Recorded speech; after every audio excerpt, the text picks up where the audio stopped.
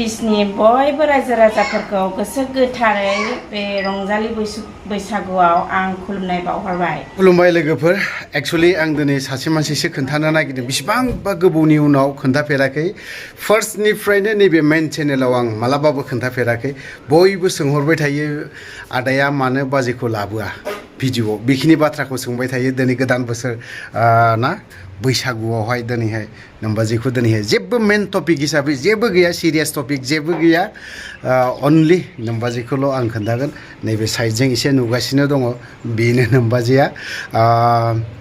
मेन चेनेलाव आं बेखौ लाबोनाय जाया। आरो बे इउटिउब सालायनायाव ना बेफोरबायदि मालाबा सोरबा पलिटिसियानफोरखौ बाथ्रा बुङो, आरो सोरबा गुबुन गुबुन जाय मानसिफोरखौ सोंखारिबाय थानाय ना, बिथांमोननिसिमबो आङो क्षमा बा निमाहा बिहरनाय थाबाय। दिनै गोदान बोसोराव दिनै मेन पलिटिकेलनि बाथ्रा आं जेबो लाबोआ, अनलि लाबोगोन जाहैबाय दिनै जाय मानसिफ्रा नै मानसिखौ बिबाजैखौ सोंबाय थायोना, अनलि आदायाल' फैबाय थायो बाजैखौ मानो खोन्थाया, गुबुनफ्रा खोन्थायो मानो खोन्थाया नों होननानै बेफोरबायदि बुंबाय थानायलाय दिनैहाय नोंसोरनि अननाय आरो आं इउटिउब चेनेल सालायनायावबो मदद मोनबोदों, गोबां मदद।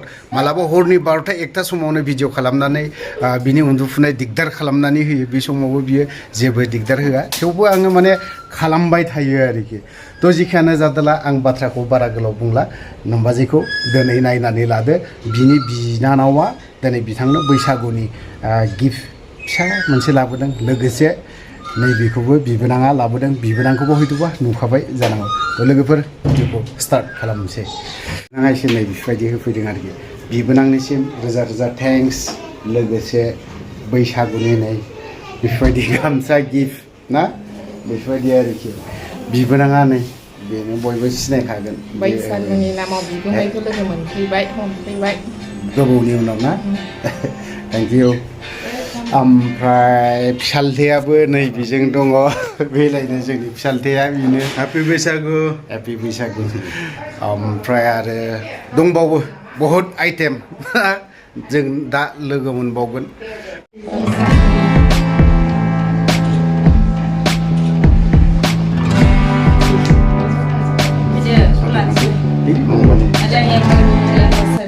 बिब' नङाबानो गैया, ओंखायनो अननानै बैसागुनि नामाव दख'ना ब्लाउस जोमग्राल' होनो हाबाय, बेजोंनो गोजोन। आं बिराद खुसि।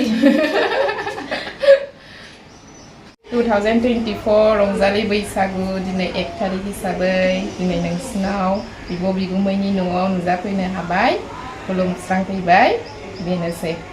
2026नि बयबो रायजो राजाफोरखौ गोसो गोथारै बे रंजालि बैसागुआव आं खुलुमनाय बावहरबाय।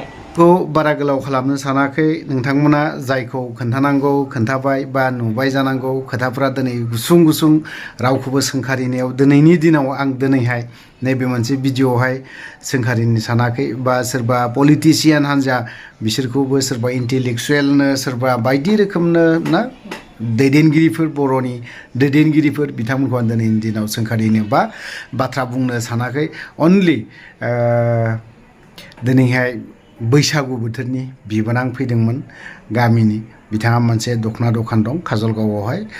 लोगोसे दिनै गोसोखांदों, फैदों। बिथांमोननिसिमबो रोजा रोजा थेंक्स। फिसालथे आरो बिबोनां बिथांमोननिसिम रोजा रोजा थेंक्स थाबाय। लोगोसे आरो भिडिअखौ बारा गोलाव खालामला नङा होमबा, बेखिनियावनो दोनथ'नो साबाय। नांगौ जेबो गैया।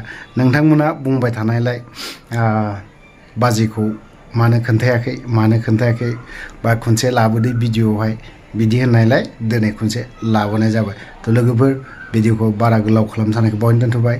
जय बर' हारिनि। गेलेनायखौ मोजां मोनग्रा एबा गावबा गावनि गथ'खौ पेन्सिल सिलाट मार्शेल आर्ट्सनि गोख्रों गेलेगिरि खालामनो सानग्राफोरनि थाखाय मोजां खौरां। चिरां जिल्लानि सापागुरि पेन्सिल सिलाट मार्शेल आर्ट्स एकाडेमियाव मुं थिसननाया सोलिगासिनो। नोंथांमोना नोंथांमोननि गथ'खौ सापागुरि पेन्सिल सिलाट मार्शेल आर्ट्स एकाडेमियाव मुं थिसननो हागोन।